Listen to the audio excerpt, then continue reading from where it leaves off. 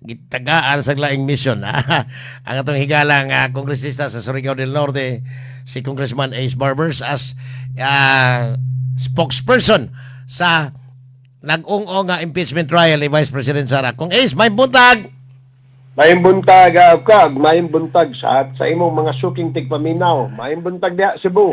Congressman, hasta ang mga naminaw na to sa abroad, pinagi sa tong live streaming, nagmonitor ani kay murag gikalipay nilang Bisaya nintig pumaba ani kay mas masabdan, mas sayon nilang sabton ang magpadayon unya nga impeachment trial sa atong Vice Presidente. Sir, ang Mindanao, matod pas mga survey, kusog kayo ang giingon nga kuan ni rating ni Vice President Sara. Although daghan pod ang dili ganahan ini nasa mga alkontra. Sir, kaning impeachment trial sa imo lang banabana makapakumbinsi ba ni sa ubang mga Mindanaoan nga hugot kayo lang pagtuo ngadto ni Vice President? Well, una sa tanan, no, dili gyud malalis na kusog kayo sa ratings, no, ang atong Vice Presidente diha sa Mindanao kay taga Mindanao manggod si Vice President. Unya ang impeachment trial dili but pasabot nga atake kini sa personalidad o sa personality ni VP Sara. Kini nga impeachment trial mao kini ang nakasaad diha sa atong batakang balaod na diin adunay accountability mechanism bisan kinsa sa atong gobyerno nga powerful, dunay gihapon mekanismo na diin sila mahimong liable or accountable sa mga kalapasan na ilang mahimo sa ilang katungdanan. So wala ta mag-ingon nga guilty ang atong Vice Presidente sa pagkakaroon kay moagi pa man din ang trial. So Unya, kini Congressman Ace, mapakita bagyod kay naa ni Uyo naman ang inyong habig nga kanana ang ni Uyo na ang habig sa depensa o sa habig ni Vice President nga ablihan tong karton nga gisudlan sa mga ITR or income tax returns pero adto sa executive session pero murag nisupag man tong inyong habig diha.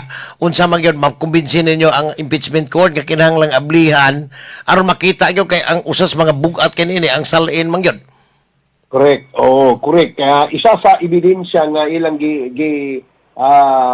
gipakita sa kabahin sa kanang Article 3. Articles of impeachment number 3 kung wala ko masayop number 3 or number 2. Number 3 di ay number 3 na diin dunay inconsistency or disparity sa declaration sa usani kanang net worth ng atong Vice Presidente kung ikumparar kini sa iyang mga tax returns, no. Ang tax returns nakabutang diha ang iyang mga negosyong gisudlan, nalugi ba o ginansya ba sa diha makita gyud, no, kung unsay status ng income na nakasulod sa ilang account magtiayon. So kini kuang gyud ni matud pa the impeachment process is the process na diin ang mga ebidensya ilag yun ipakita, no. Unya, may katungod pod ang depensa na magpakita sad ng ilang counter evidence.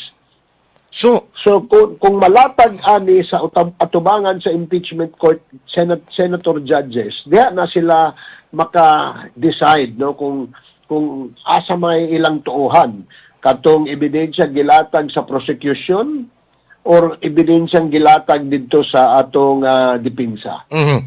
Congressman Ace, kontento na ba? Kaya doon ay mga istorya diha gikan sa nagkalain-laing hutong both sa defense ag sa inyong habig sa prosecution nga bisag dili kuno makaabot og 2/3, meaning maglisod og 16 votes to impeach the Vice President. Unsay inyong kontento naman daw mo nga mapakita sa katawhang Pilipinon ang mga ebidensya dito sa impeachment court. Sir, would you agree sa inyong kaning mga storya or would you subscribe, Congressman Ace? Okay, para kanako ako lang ning personal nga opinion na no. Para kanako ato sa tan-awon ang mga ebidensya. O niya, kung doon na ebidensya ipakita ang prosecution o counter evidence sa atong sa depensa ni Vice President Sara, diha na nato makita no kung unsay atong conclusion or unsay atong opinion bahin anang sa articles of impeachment. So para kanako ang number dili pa sa pagkakaron magmatter. Moabot na nga importante nga topic pag abot sa punto nga diin ang atong mga senator judges maghimo na ng ilang boto. So, Or maka-decide na sila sa kaso whether the articles of impeachment is correct or dili. So, Congressman Ace, kaning ilang gihimo karon matud pa sa ilang depensa, ilang istorya nga maglisod sila og 16 votes. Pero ang ilang gingon nga ang impeachment trial so kuwahi ni gindi sa natural nga kaso dito sa husgado kay dili lang ni ordinaryo nga ebidensya ang basyang kundi ang kaning giingong kakampi kaning numbers game or political affiliation sa matag habig. Sir, unsay inyong pamaagi posible ani og ang mga impeachment ang trial judges makakumbinsi ba unya unsay posibleng do na bay giingon nilang naay pagduda nga tag 2 billion daw per senator ang ihatag sa Malacañang para lang makakuha og 16 votes or a total of 32 billion cash ngadto sa mga senator judges. Well, kanang istorya kabahit sa billion sa uka murag dili na tinuod do para kanako it's it's all fake news. Pero kung kita mo yung judges, murag mas maayo nga tinuod. Libag matibog ata na ko guys. Bukat kayo na. Well, anyway, no, kanang 2/3 na giingon sa atong constitution na vote no required to convict an impeachable officer. Sa pagkakaroon lagi na dili pa na angay natong matansya kung pilay boto makuha no or pilay unsay boto sa atong mga senator judges because para kanako sa previous na mga impeachment nga nahitabo sa ato dunay mga senators na nagbase sa ilang nagbase sa ebidensya no kung sila mutuo sa ebidensya therefore makonvince sila nga moboto for conviction kung sila dili makonvince sa weight sa ebidensya against the vice president therefore ang ilang boto will be most likely acquittal so daghan ay nahitabo na diin ang mga senator judges kaniadto kung nakadumdum ka katong ERAP impeachment yes. Kung wala ako masuyop duha lang ang dili ERAP nga senator members of the Senate but pag abot sa voting kung abrihan ang second envelope murag 1 boy try ligas or 2 votes try ligas, di ba? Kung nakadumdum pero tumaday katunggang Clarissa Ocampo, Congressman Ace. Kamo pa man tong mga Spice Boys dito sa Bus Bible mga young legislators nga mga kusgan kayo. so kani may tabo Congressman Ace. Ang ilang gingon nga regardless og tinuod or not dili ba di tungod sa habig sa prosecution nga giingong ang tanang mga anti kanang saba kayo nga pro Sara mao'y nagsigig mao'y gisigihan og gukod karon sa ombudsman ni Bonjing Rimulya aron ipapreso like ni kang Senador Marcolita. Sir, doon na ba'y kalambigitan ini ang prosecution aron maminus-minusan ang mo vote in favor of the Vice President? Unya? Well, para sa ako lamang ning opinion na oka no. Walay kalimbigitan ang ato prosecution team or prosecution panel sa mga kasong giatubang sa uban diha ng mga senador. No? Kay ngano, kung imong analyson nato ang mga kaso nila, ang nagbuhat ana ng mga kaso ila ra man kaugalingon. Tinuod. Example, kanang kang Senator Marcolita, di ba? Ang kaso niya giatubang ron or ang i-file kuno sa iyaha is plunder kay na-involve ang tulo ka donors niya for elections na nanhatag ng 75 million na wala pa ikwan, wala pa election period na ginadili pa na sa atong balaod. So I think mao nang basihan no sa kaso nga atubangon sa atong Senator Marcoleta. Sir, napay usa, di ba? Katong example si Senator Joel Villanueva. Ang kasong yang atubangon ron is the fact that matod pa sa witness Henry Alcantara o si Yusek Roberto Bernardo nag-deliver sila og kwarta kang Senator Joel. Iyang portion kana dito sa pundo nga iyang gibutang kuno dito sa Bulacan for flood control. So dagay mga kaso giatubang nga mga senators na walay labot, walay kalambigitan ang atong mga prosecution panel. So kaning ilaha mo pabuhis dugo sa atong binisaya nga termino Congressman Ace unsa ni pabuhis dugo or pagluslit na aron mo samot ka isog ang mga dumulapig sa Vice Presidente. Well, para kanako sa nahitabo siguro pabuhi sa dugo kay wala may action sa prosecution gikan sa prosecution panel na nahitabo kana sa ila man ang kaugalingon so nabuhi ang dugo. Now kani karon di ba ka delikado if ever kay ingon si Congressman si Senador Marcolita nga digid sa mohilom unya dunay hugon-hugon, I don't know kung kaya ba ni sa mapugnan sa atong mga otoridad in kaso nga posibleng muulbo because ang iyahang religious sect murag moy mo mango sa kasama o kanang kung ano niya kanang ang ano tawag na pag-ulbo sa grabing protesta. Well, siguro dili siguro mo ang usa ka religious group no dili man tingali siguro mo support no sa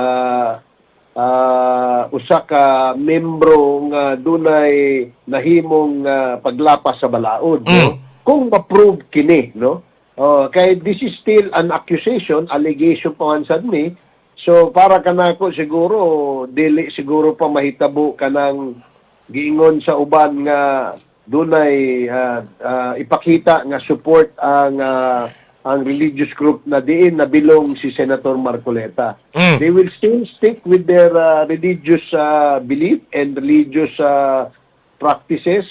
Kanya ang ilang hello? Yes sir, go ahead sir, I'm following. Ang ilang himuon tingali is to keep on praying no na walay mahitabo sa members nila o sa atong nasod. Siguro, mao nang ilang purpose. Sus, matay. I don't know, sa nato nga, even from the time, reporter pa man ko from the time of Senador Bobby Barbers, imong papa, imong daddy. Ako nung one answer nga, kanang pagbuhat o daotan, di ginabadag ampo kay buhat siyawa.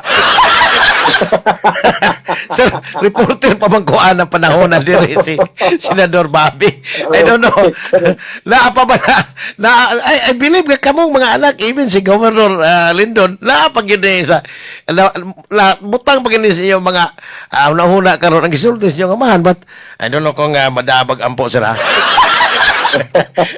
Now, di pa ko ilain Congressman Ace, na ay duha ka mga sakop sa prosecution team, mga taga-sugbo, silang Attorney Tidite o si Attorney Virgil Ligutan. Sir, giingon sa ni Congresswoman Jervil Luistro nga ang mga abogado mostly volunteers. Sir, kaning uban nga nadugang karon nga mga ngilngig mga kusgan kaning mga abogado Tidite is kanang spokesman sa kanang ang Supreme Court o niya professor sa human rights dito sa University of the Philippines while si Attorney Virgil Ligutan ngilngig sa trial lawyer. Bayad ba yun sir o niya kinsa may gasto? Well, kanang wala ko kay balong nga si Attorney Te is Bisaya. Pero Nagamandawi na ay.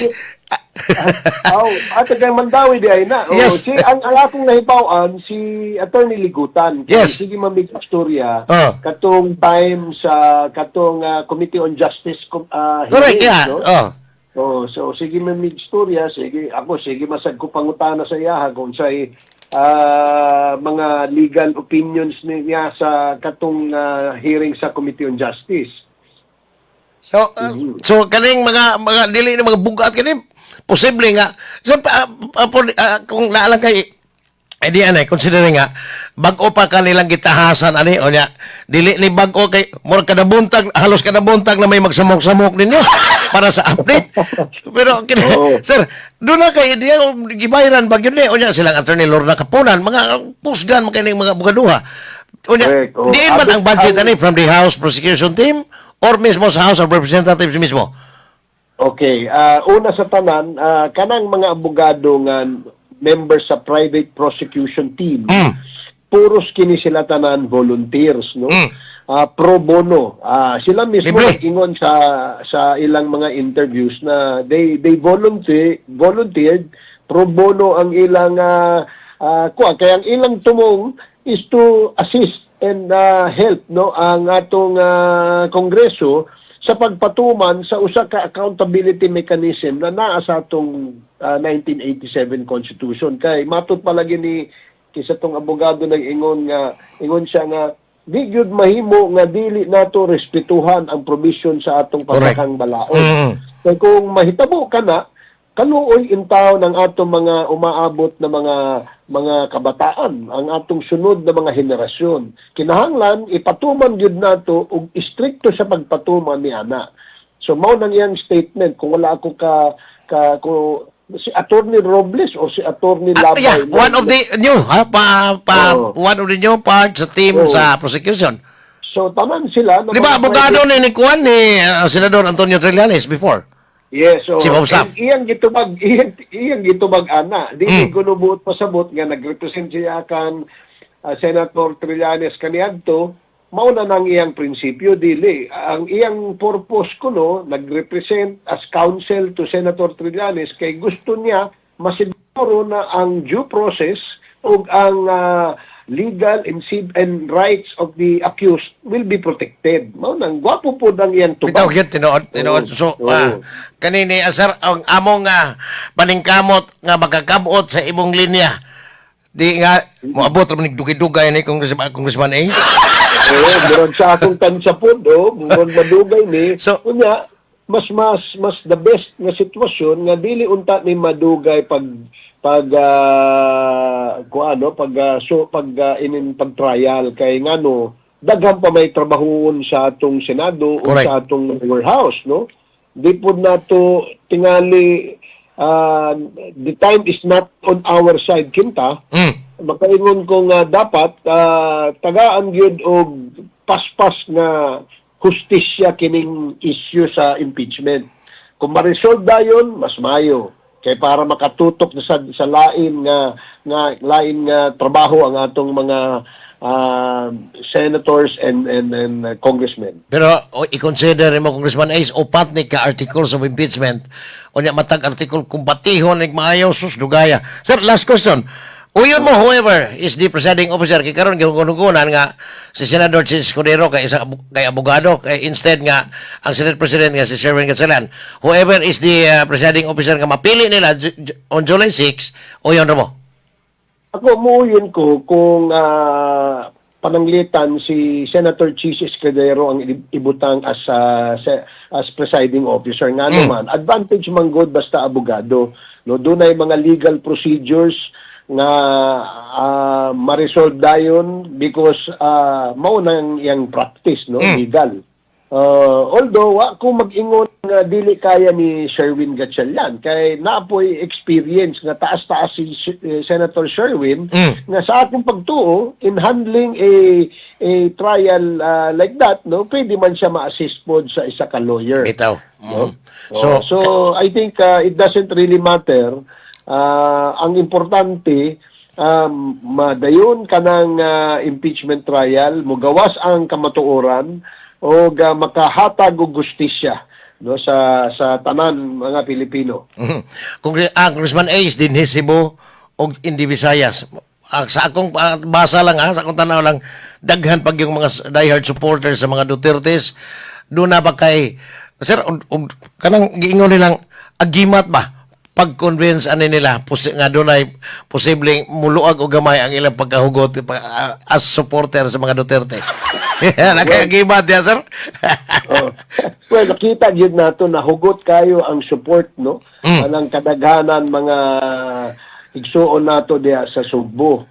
Unya, siguro, kung tinuod yun na nakalapas sa balaod ang atong Vice Presidente, pinaagi sa mga ebidensya nga ipakita, no, sa ato sa trial.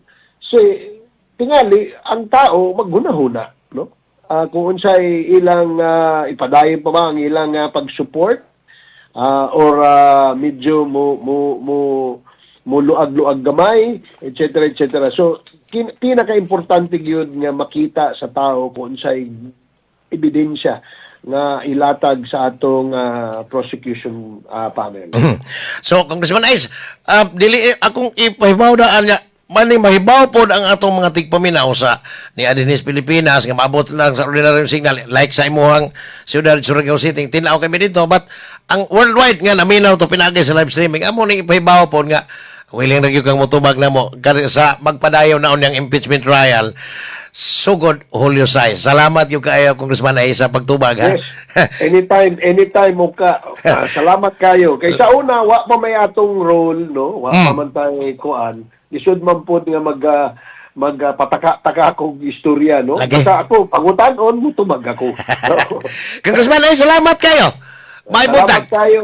Thank you. Salamat kayo. Mabuhay ang imong program. Si Congressman Ace, former Congressman Ace Barbers sa